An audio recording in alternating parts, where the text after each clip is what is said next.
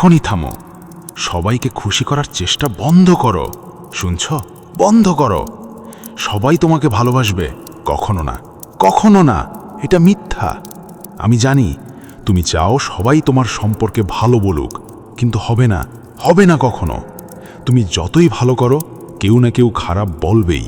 এটা বাস্তব, এটা সত্য, মেনে নাও।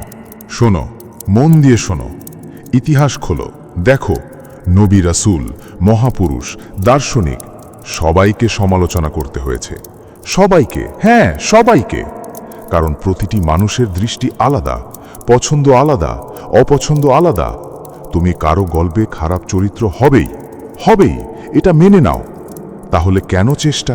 কেন? সবার জন্য নয়, নিজের জন্য ভালো হও। নিজের বিবেকের কাছে, পিতামাতার কাছে, তারাই প্রথম পাওনাদার। মনে রাখো। আর বন্ধু, বন্ধুর সাথে বিশ্বাসঘাতকতা কখনো না। বিশ্বাসঘাতকের সাথে বন্ধুত্ব কখনো না। এটা আত্মরক্ষার প্রথম শর্ত। আর সৎ সাহস, ভুলকে ভুল বলো, ঠিককে ঠিক বলো, সাহস রাখো।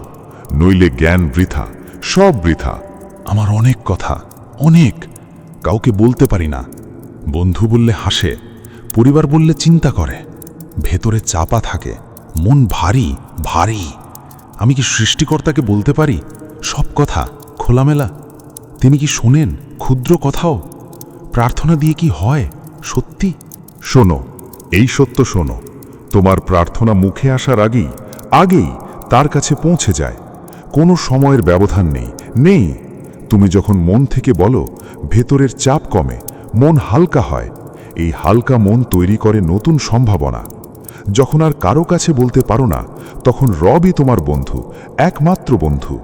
তার সাথে সম্পর্ক গভীর করো, ধৈর্য বাড়বে, আত্মবিশ্বাস বাড়বে। সে সম্পর্ক বলে দেবে তুমি ঠিক পথে। আর যখন দেখবে মানুষ তোমাকে নকল করছে, তোমার আচরণ অনুকরণ করছে, বুঝে নিও তুমি সফলতার দিকে। এটাই তোমার ঠিক থাকার চিহ্ন, সবচেয়ে বড় চিহ্ন। আমি ভাবি জীবন দীর্ঘ, সময় অনেক, কিন্তু চারপাশে দেখি মৃত্যু, মৃত্যু, অ্যাক্সিডেন্ট, হঠাৎ অসুস্থ, সবাই চলে যায়। মৃত্যুর ফুল গ্যারেন্টি, কিন্তু জীবনের নেই। তবু আমি অন্যদের উপর নির্ভর করি, ভাগ্যের উপর ছেড়ে দিই সব। জানি এটা ভুল। তাহলে কি করব? কি করে এই নির্ভরশীলতা কাটাবো? তুমি একটি বড় সত্য ধরেছ। জীবন মৃত্যুর এই পার্থক্য যদি মনে রাখো, তাহলে আর কখনো সময় নষ্ট করবে না। অন্যের ওপর নির্ভরশীল মানুষ কখনো প্রকৃত আনন্দ পায় না, পায় না। অন্যের হাতে তোমার সুখের চাবি, সে চাবি যে কোনো মুহূর্তে ঘুরে যেতে পারে। তাই আত্মনির্ভর হও, নিজের প্রয়োজন নিজে পূরণ করো। কঠিন, কিন্তু অসম্ভব নয়। জীবনের সবচেয়ে বড় বিফলতা আমাদের চিন্তা ভাবনা। কাল থেকে শুরু করব, আগামী সপ্তাহ থেকে। এই কাল কখনো আসে না, কখনো না। কাল অলস মানুষের মিথ্যা। সফল মানুষ আজ থেকে শুরু করে, এই মুহূর্ত থেকে। আর চেহারা, বইয়ের কভার দেখে ভেতর বিচার করো না। মানুষের চেহারা দেখে তাকে জাজ করো না। চেহারার চেয়ে বড় মুখোশ পৃথিবীতে নেই, নেই। সুতরাং নিজের সুখের দায়িত্ব নিজে নাও। পরামর্শ নিও সবার, কিন্তু করো সেটাই যা তোমার মন বলে, যা তোমার বিবেক সমর্থন করে, সেটাই করো। আমি দেখি কেউ কম পরিশ্রমে সফল, আবার কেউ অনেক পরিশ্রম করেও পিছিয়ে। তখন মনে হয় সব তো ভাগ্য। ভাগ্য ভালো না হলে এত পরিশ্রম করে লাভ কি? কেন সময় আর শ্রম দিয়ে নিশ্চয়তা পাবো না? ভাগ্যের ওপর নির্ভর করা কি ভুল?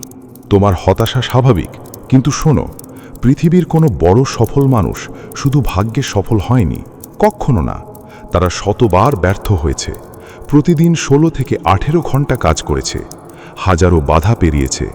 তুমি যা দেখো সেটা তাদের শেষ প্রান্ত, তাদের সংগ্রামের মধ্যভাগ দেখোনি। ভাগ্য হলো গাড়ির স্টার্ট বাটন। ইঞ্জিন না থাকলে বাটন টিপলেও গাড়ি চলে না। ইঞ্জিন হলো পরিশ্রম, দক্ষতা, সময়ের সদ্ব্যবহার। সত্যি কথা বলি, যদি সত্যকে সত্য আর মিথ্যাকে মিথ্যা বলার সাহস রাখো, তাহলে বন্ধু কম হবে, কিন্তু শত্রু বেশি হবে। এটা মেনে নাও। বাস্তবতা কঠিন। সৎ মানুষ সব সময় একটু একা থাকে। কাউকে না চিনে বিশ্বাস করা বোকামি। পরিশ্রম না করে শুধু আশা করাও বোকামি। উভয় ক্ষেত্রেই বিশ্বাস ভাঙে। তাই অপরকে ইমপ্রেস করো না, নিজের উন্নতিতে মন দাও। তুমি নিজের উপর কাজ করলে মানুষ নিজেই আকৃষ্ট হবে, আলাদা করে কিছু করতে হবে না। আমার সময় নষ্ট হচ্ছে, নষ্ট। ভাবি এখনো সময় আছে, একটু পরে শুরু করব, কিন্তু সন্ধ্যা হলে বুঝি কিছু করিনি। খারাপ অভ্যাস ছাড়তে পারি না, ভালো কাজ শুরু করতে দেরি হয়। কি করে সময় সঠিকভাবে ব্যবহার করব, কি করে নিজেকে বদলাবো? এখানেই অভ্যেসের শক্তি। তুমি সময়কে ইনভেস্ট করতে পারো বা ওয়েস্ট, এটা তোমার হাতে, পুরোপুরি তোমার। একটা কৌশল বলি, শোনো। খারাপ কাজের চিন্তা এলে পিছিয়ে দাও, বলো আজ নয়, কাল, পরে। কিন্তু ভালো কাজের চিন্তা এলে তক্ষুনি করো, তক্ষুনি। কারণ খারাপ পিছিয়ে দিতে দিতে আর করা হয় না, আর ভালো তক্ষুনি করলে অভ্যাস হয়। সময় তোমার সবচেয়ে বড় সম্পদ। এখনো সময় ফুরায়নি, এখনো অনেক বাকি। এই সময় সোনার মতো মূল্যবান করতে পারো, আবার ঘুমিয়ে বা অলসতায় কাটাতে পারো। সিদ্ধান্ত তোমার। মনে রেখো, তুমি কিভাবে জীবন চালাবে, কিভাবে পরিচালনা করবে, এসবের ওপরই সফলতা নির্ভর করে। জীবনের রিমোট কন্ট্রোল তোমার হাতে। হ্যাঁ, উপরে একজন আছেন, কিন্তু তিনি রিমোট তোমার হাতে দিয়ে রেখেছেন। এখন চাবি ঘোরানোর দায়িত্ব তোমার। মাঝে মধ্যে সব ছেড়ে দিতে ইচ্ছে হয়, ভাবি যত চেষ্টা করি ততই ব্যর্থ। সমাজ হাসে, অনেকে আমার সরলতাকে বোকামি বলে, সততাকে দুর্বলতা বলে। খুব কষ্ট লাগে। আবার কিছু অর্জন করলে অহংকার আসে। এই পরস্পর বিরোধী অনুভূতিটা আটকে আছি, কি করে বেরোবো? এই অনুভূতিগুলো তোমাকে নিংড়ে দিচ্ছে, কিন্তু এগুলোর মধ্যেই তোমার শক্তি লুকিয়ে। যখন পরাজয় স্বীকার করতে মন চায়, নিজেকে বলো, অনেক মানুষকে ভুল প্রমাণ করতে বাকি, অনেককে জবাব দিতে বাকি, পৃথিবীকে অনেক কিছু দেখাতে বাকি। এই ভাবনা আবার দাঁড় করাবে। আর সমাজ? হ্যাঁ, এই সমাজ অন্যরকম, যেখানে সরলতা বোকামি, সততা দুর্বলতা। তুমি কি সেই দল হতে চাও, নাকি আলাদা? আলাদা হওয়া মানে কষ্ট, কিন্তু আলাদা হওয়ার মধ্যেই মৌলিকত্ব। অহংকার, অহংকার পতনের সবচেয়ে বড় সিঁড়ি। তোমার বয়স, টাকা, ক্ষমতা সব গোনা যায়। যা গোনা যায় তা একদিন শেষ, শেষ। তাই অহংকার করো না, আর নিজের জীবন নিয়ে রাগ করো না। তুমি যে জীবনকে সস্তা ভাবছ, সেটা কারোর জন্য সবচেয়ে বড় স্বপ্ন। জীবনকে অবহেলা করো না, যেন কেউ তোমার জীবন নিয়ে খেলার সাহস না পায়। মাঝে মধ্যে সব ছেড়ে দিতে ইচ্ছে হয়, ভাবি যত চেষ্টা করি ততই ব্যর্থ। সমাজ হাসে, অনেকে আমার সরলতাকে বোকামি বলে, সততাকে দুর্বলতা বলে। খুব কষ্ট লাগে। আবার কিছু অর্জন করলে অহংকার আসে। এই পরস্পর বিরোধী অনুভূতিতে আটকে আছি, কি করে বেরোবো? এই অনুভূতিগুলো তোমাকে নিংড়ে দিচ্ছে, কিন্তু এগুলোর মধ্যেই তোমার শক্তি লুকিয়ে।